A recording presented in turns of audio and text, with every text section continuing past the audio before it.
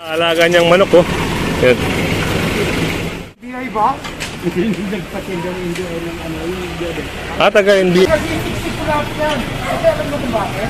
Itong mga basura na, kung gusto nyo, sabi mo.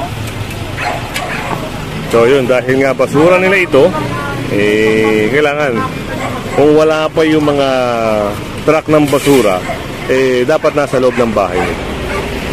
So, yun ang paliwanag doon, mga kasama. At ito pa, yung pinto, no? Dito na nilagay.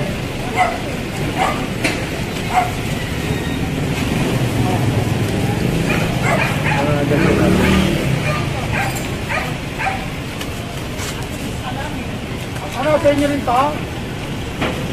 Sa inyo rin? Ano, ipapasok? Papasok to? Ano, hindi sa inyo yun eh. Amin din po yun. Sa inyo rin yan? Pag doon daw sa loob. Hindi pwede sa labas, sa loob. Baka Kila nanay pala to, no? Buksan niyo yung pinto, buksan niyo yung pinto. Buksan niyo yung pinto. Apay, buksan niyo yung pinto. Buksan niyo yung pinto. Sa inyo rin, dali. Hindi pala yun yun. Ito, niloloko tayo natin. Hindi niloloko nila yan. Kaya yung buksan ng pinto eh.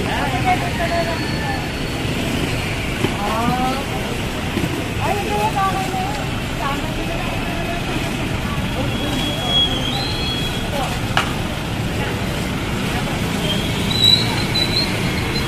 At ito, napakalaking salamin, ano?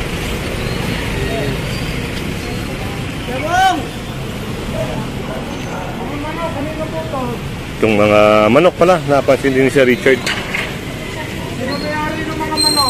At ito mga kasama, kung mapapansin nyo, malaking bagay sana to kung aayusin, ano? Malaking bagay to na daraanan ng tao. Kaso nga lang talagang sayang, no? Sayang espasyo na pwede sana magamit ng mga tao.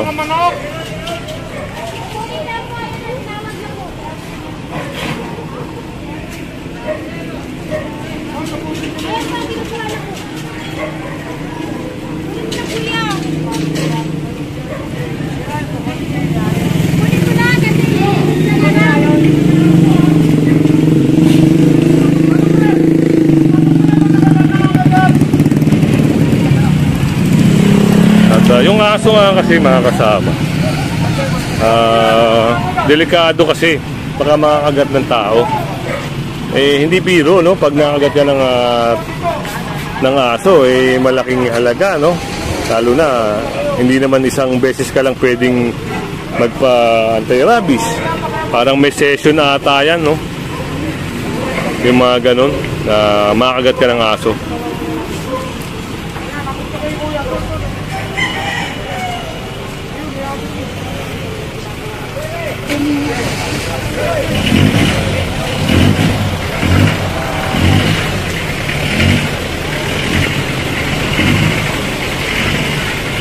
Dito halos mapuno na nga talaga yung truck.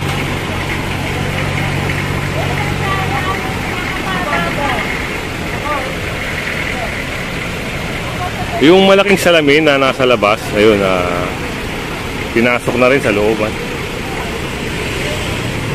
Pero ang gaganda ng bahay dito, no? Ang lalaki ng mga bahay dito. Sana ma-maintain, no? At ito, yung mga naka-illegal parking dito. Pakita ko lang sa inyo na natikita, no? So, kung may makita kayo, mapansin kayo ng mga ticket sa windshield nyo, yan. Bayaran nyo na lang po sa bayad center, no? Ayan, si Kuya ata natikitan.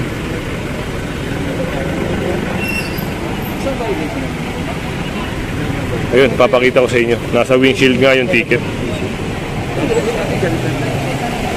Ayan.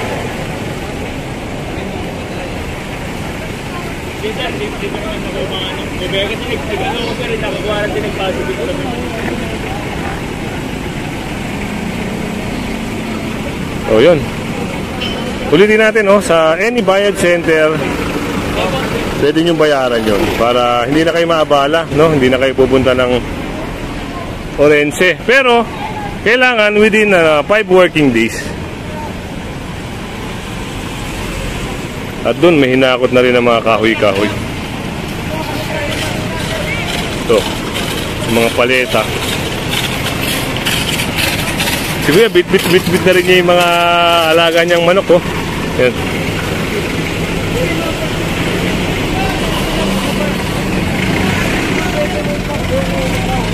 At itong jeep na ito kailangan din alisin.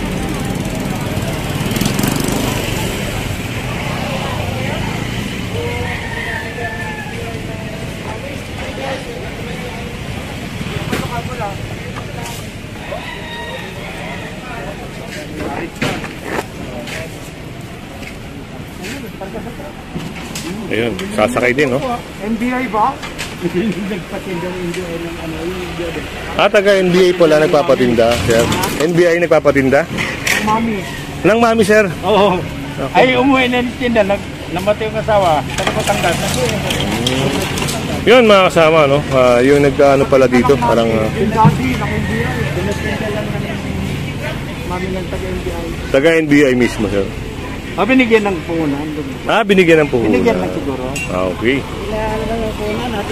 Binigyan lang ng puhunan. Okay. Binigyan lang pala ng puhunan, no? According to tatay.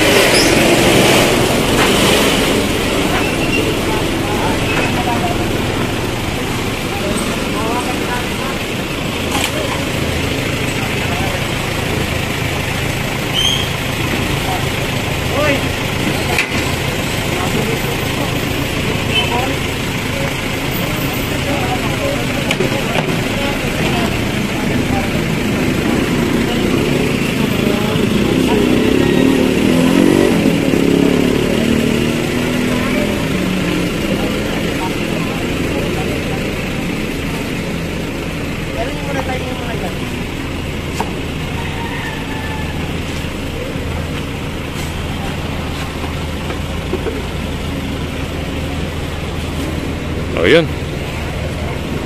Dito. Ito, kailangan alisin ni kuya to dahil kung hindi, nako. Parang hindi na ata ito na biyahe.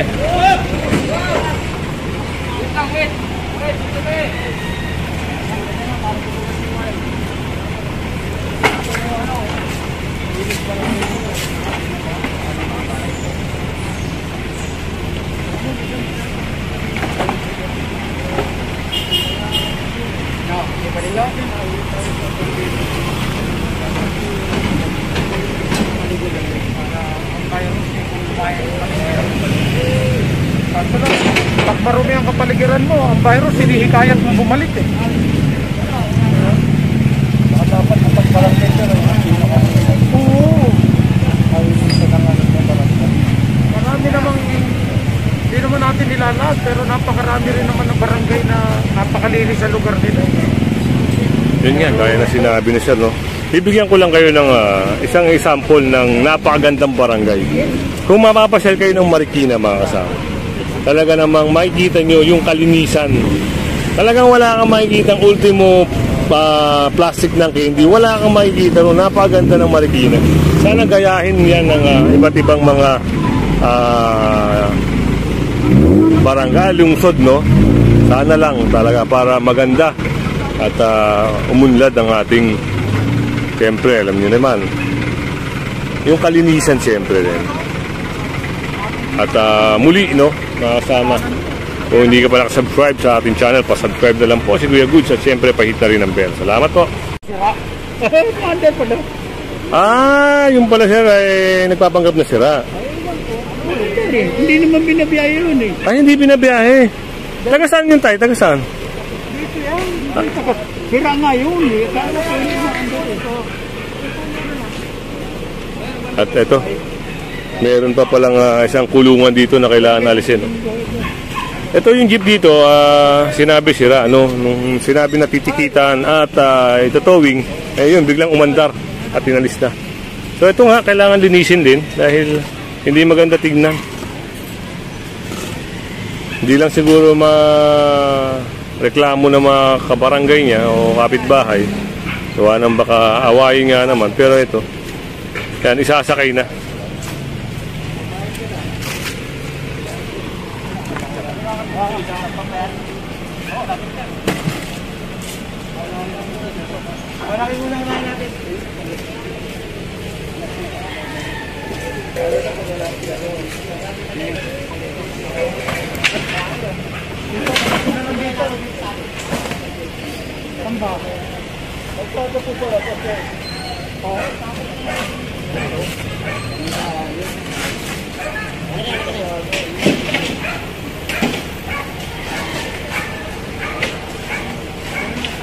At dyan si tata, hinahakot niya yung mga bakal-bakal niya kasi baka may sakay eh. Ito, pwede may example ito na tinatawag ito, isang example yan. Nakikita mo buo na o develop na ang karsada o kabilaan. Pero dito naputol siya. Minsan, ito yung example na sinasabi kong possible na ang tituloy nila nung araw hanggang dito. Ito yan. Tapos, bago gawin ng gobyerno yan, bago kunin, kailangan, tinatawag nga na expropriation. So, mangyayari, babayaran mo na sila. Oo, yun. Sakit na gagawa. Kasi, tama, buo na yung kabila. Parang na-widening sir, no? Na-widening. Na-widening, yun ang pinaka... Ano, Ano, walis kayo ng konti. Kung wala yung coordination. Dito na lang, nakasin naman dito para malinis natin.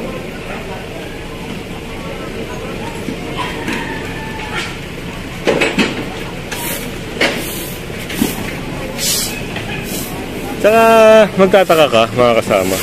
Di ba sa isang barangay merong naka-assign dyan ng mga street sweeper, no? Pero parang dito ata, parang wala tayo nakikita dahil tambak na ng mga basura. Ano kayang ano kayang... Sir, Quezon City to, no? Quezon City. Yan, Quezon City, no? Kaya anong barangay to? Santo Domingo. Ayan, Ang barangay. kapitan, yung Richard. Ano na? Ah, Asawa. China yun. Richard Yu. Anak ko.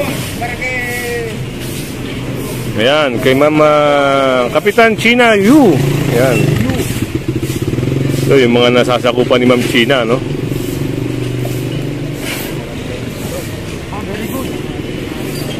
Nakita nyo naman, no? Yung tao ni Sir, oh. Ganda. Ganda tignan.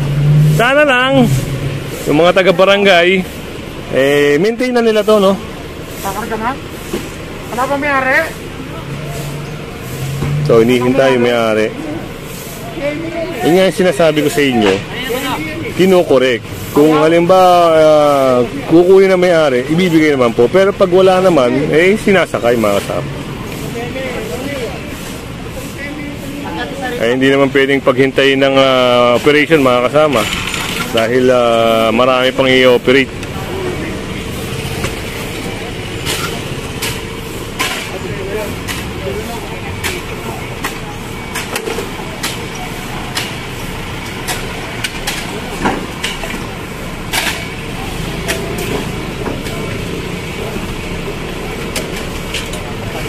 Mga kasama, pinapakita ko sa inyo kung ano yung magandang naging resulta ng operation, no? Complain kasi ito, complain, no? May nagreklamo, kaya inaksyonan kagad. Hindi naman umaalis si Richard hanggat hindi maganda yung isang lugar, hindi maayos. Gaya ng mga pulungan ng manok doon, natanggal na. At ito, pinapantay na lang.